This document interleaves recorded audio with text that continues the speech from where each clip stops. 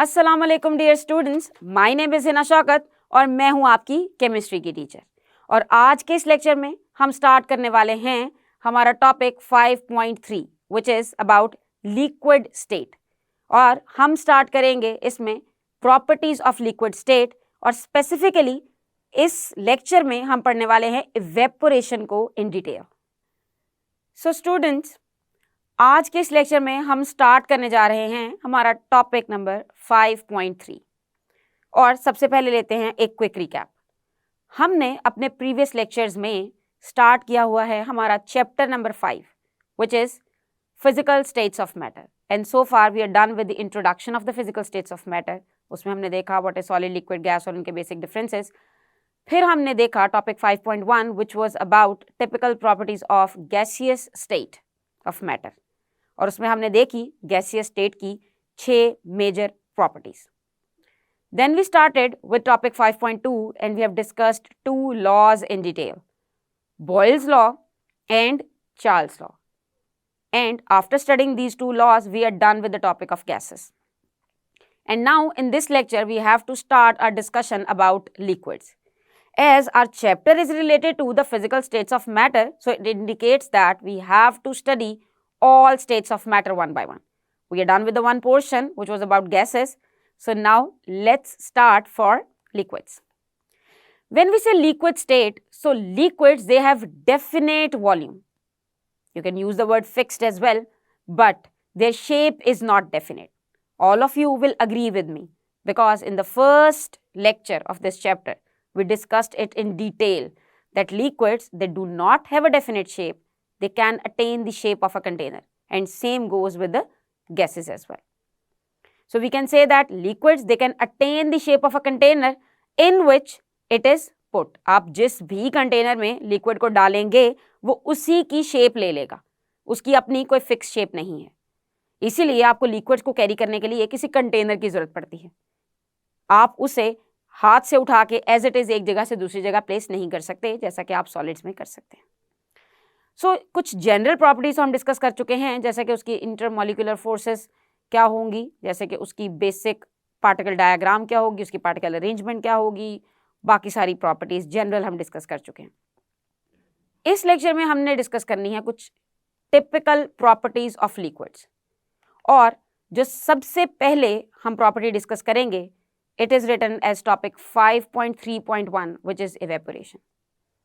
It is a detailed topic, evaporation, and it is very important for exam point of view as well. So, हम इस lecture में evaporation को detail में discuss करेंगे from the definition till the factors affecting evaporation. So, start करते हैं evaporation की definition से. It is the process of changing of liquid into a gas phase called as evaporation. यानी कि ये वो प्रोसेस है जिसमें आप लिक्विड को टर्न करते हैं गैस में। ये डेफिनेशन आपने पहले भी बहुत दफ़ा सुन रखी होगी कि जब भी लिक्विड गैस में चेंज होता है तो हम उसको टर्म करते हैं इवेपोरेशन। लेकिन मुझे ऐसा लगता है कि मेरे साथ साथ आपके माइंड में भी कुछ क्वेश्चन ज़रूर होंगे रिलेटेड टू इवेपोरेशन, क्योंकि हम मिक्स करते हैं इवेपोरेशन को बॉइलिंग के साथ। जी हाँ, लेकिन इवेपोरेशन और बॉइलिंग किसी हद तक दो मुख्तलिफ टर्म्स हैं जो कि आपको इस लेक्चर के एंड तक क्लियर हो जाएगी। जब हम बात करते हैं टर्म इवेपोरेशन की, तो it is reverse of a process, and that process is condensation. Condensation is a process in which a gas turns into liquid. तो उसका बिल्कुल ऑपोजिट हुआ इवेपोरेशन, इन विच लिक्विड टर्न्स इनटू गैस। मिसाल इसकी देख लेते हैं कि कंडेंसेशन होगा गैस का लिक्विड में टर्न होना, जैसे कि जब बारिश होती है सो वाटर वेपर्स कन्वर्ट हो जाते हैं रेन ड्रॉपलेट्स में, सो ये हुई कंडेंसेशन। और इवेपोरेशन होता है लिक्विड का गैस में टर्न होना, यानी कि जब फर्श पे आपसे गलती से पानी गिर जाए, so what is going to happen after a while, those particles they are going to turn into water vapours और वो चले जाएंगे आपके एटमॉस्फेयर में। सो ये हुई एग्जांपल ऑफ इवेपोरेशन। अब अगर बात करें इवेपोरेशन की, तो इट इज एंडोथर्मिक प्रोसेस, यानी कि इसमें हीट गेन होती है। Endothermic processes are those processes in which heat is absorbed by the system. यानी कि हीट आपको देनी पड़ेगी, हीट ऐड होगी सिस्टम में तो ही रिएक्शन प्रोसीड करेगा। सो इवेपोरेशन एक एंडोथर्मिक प्रोसेस है, यानी कि ये हीट गेन करता है। मैं आपको एक आसान मिसाल से समझाती हूँ। अगर सर्दियों में पानी से कोई चीज़ गीली हो तो उसको सुखाना थोड़ा मुश्किल होता है, क्योंकि सर्दियों में हीट सराउंडिंग की कम होगी, जिसकी वजह से इवेपोरेशन कम हो सकती है। और यही अगर कोई चीज़ गर्मियों में गीली हो जाए तो वो झटपट सूख जाती है। द रीज़न इज कि हीट चाहिए आपको इवेपोरेशन के लिए, तो गर्मियों में वो हीट आपको सराउंडिंग से प्रोवाइड कर दी जाती है। सो आपको याद रखना है कि इवेपोरेशन इज एंडोथर्मिक प्रोसेस। ये MCQ पॉइंट ऑफ व्यू से भी इंपॉर्टेंट है। और साथ ही साथ एंडोथर्मिक प्रोसेस क्या होता है, इसको भी अच्छे से ज़हन नशीन कर लें। एंडो एंटर से याद रख सकते हैं, थर्म का मतलब हीट होता है। सो एंडोथर्मिक प्रोसेस जिसमें हीट ऐड हो। सो है तो ये एंडोथर्मिक प्रोसेस, लेकिन अब अगर इसकी एक एग्जैक्ट मिसाल की मदद से समझें, so we can say that when 1 mole of water, remember mole is the unit of substance and water is a substance, water is a compound.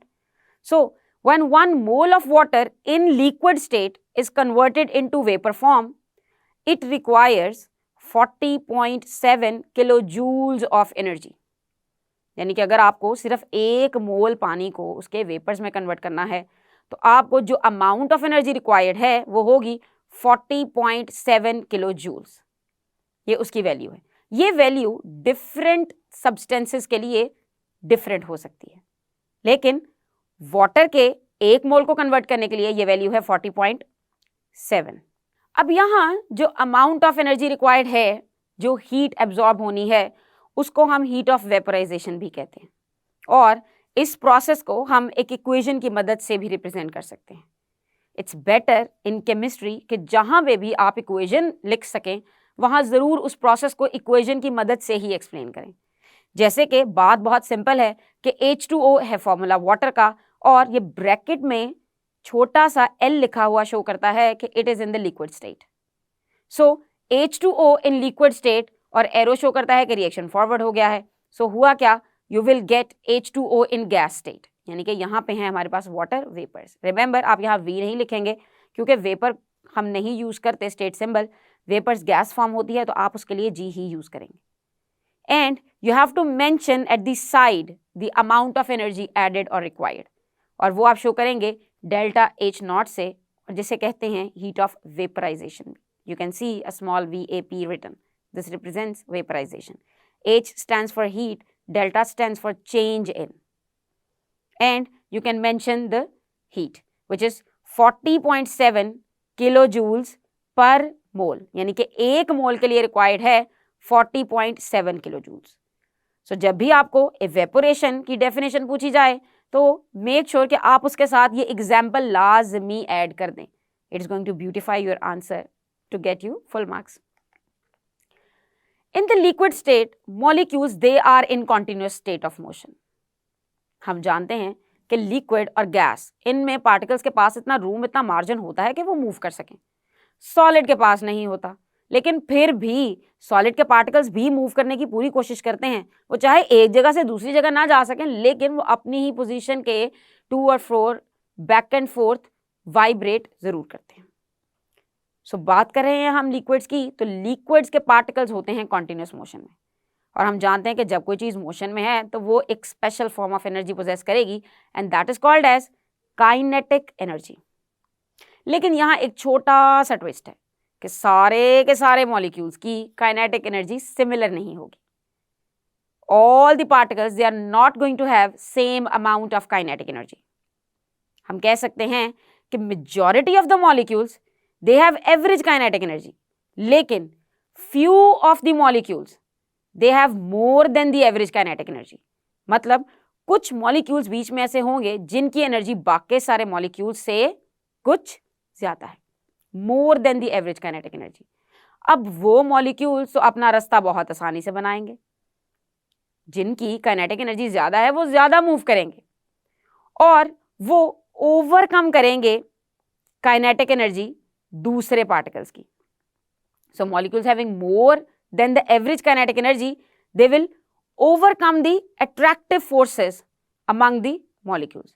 मतलब उनकी काइनेटिक एनर्जी इतनी ज़्यादा हो जाएगी कि वो जो इंटरमॉलिक्यूलर फोर्सेस ने होल्ड किया हुआ था ना लिक्विड, उसको ब्रेक करने की कोशिश करेंगे और वो ब्रेक करेंगे from the surface of the liquid, और इस प्रोसेस को हम कहेंगे इवेपोरेशन। हम जानते हैं कि जब आप अट्रैक्टिव फोर्सेस को ओवरकम कर लें तो मतलब आप अट्रैक्टिव फोर्सेस को ब्रेक कर सकते हैं, और जब आप अट्रैक्टिव फोर्सेस को ब्रेक कर लेंगे तो इसका मतलब है कि आप मजीद उस चीज के साथ जुड़े हुए नहीं रहेंगे।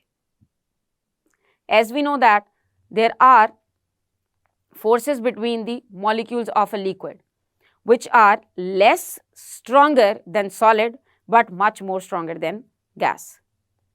So होगा क्या कि जब हाई काइनेटिक एनर्जी वाले मॉलिक्यूल्स ओवरकम करेंगे अट्रैक्टिव फोर्सेस को तो वो सरफेस के ऊपर आके एस्केप करेंगे कुछ इस तरह से, और जब मॉलिक्यूल्स सरफेस से एस्केप करेंगे तो जाहिर है वो चले जाएंगे एयर में, और अब उसको मजीद आप लिक्विड नहीं कहेंगे, you cannot see those particles, so वो टर्न हो जाएंगे गैस फॉर्म में और उनकी काइनेटिक एनर्जी और ज्यादा हो जाएगी। So evaporation is a continuous process which is happening and which is taking place at all the temperatures. अब evaporation के लिए कोई boiling point नहीं चाहिए। evaporation किसी भी वक्त कहीं भी किसी भी टेम्परेचर पे अक्कर हो सकती है। जैसा कि अगर फर्श पे पानी गिरता है तो वो कुछ देर बाद सूख जाएगा, अगर कपड़े गीले हैं तो कुछ देर बाद वो सूख जाएंगे। आपको उन्हें बॉयल नहीं करना, आपको उन्हें 100 डिग्री सेल्सियस पे बॉयल बिल्कुल नहीं करना। Yes, when you boil something तो इवेपोरेशन बहुत ज़्यादा हो जाती है। बॉइलिंग का तो मतलब ही है कि हर पार्टिकल जो है वो इतनी हीट एनर्जी गेन कर लेगा कि वो एस्केप कर जाएगा and it will be turned into gas phase. लेकिन इवेपोरेशन हर जगह हो रही होती है, everywhere at all the temperatures. It is directly proportional to the temperature. यानी कि स्पीड किसी चीज के इवेपोरेट करने की इंक्रीज हो जाएगी अगर उसका टेम्परेचर इंक्रीज होगा। सो increases with the increase in temperature because of the increase in kinetic energy of the molecules. जब आप किसी चीज का टेम्परेचर बढ़ाएंगे तो basically you are providing more kinetic energy.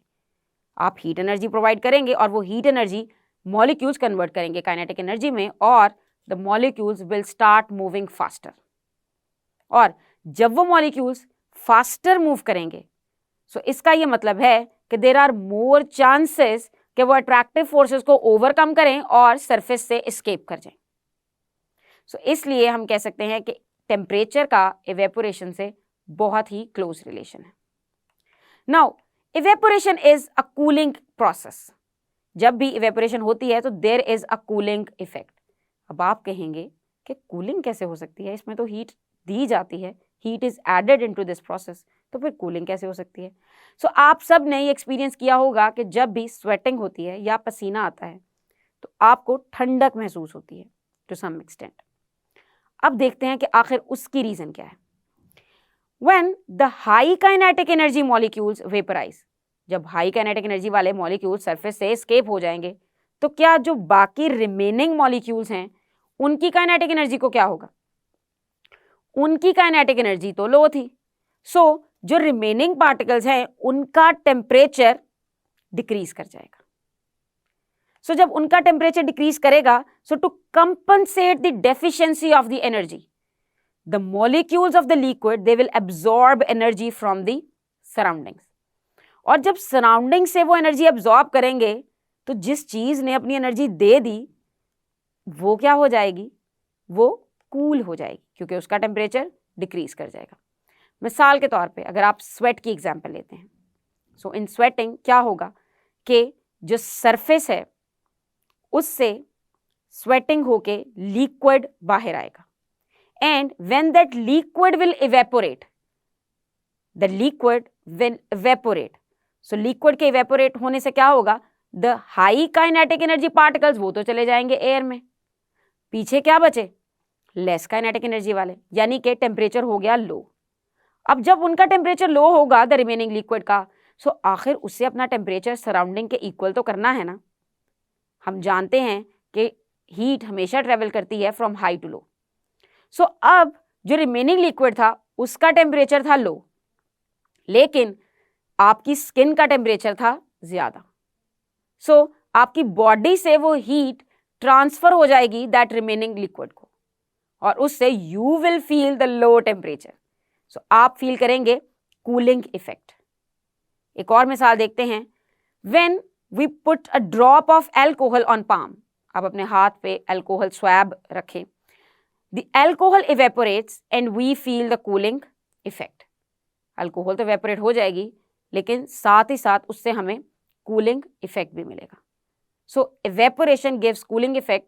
ये एक बहुत important exam point of view से क्वेश्चन है कि explain why evaporation is a cooling process.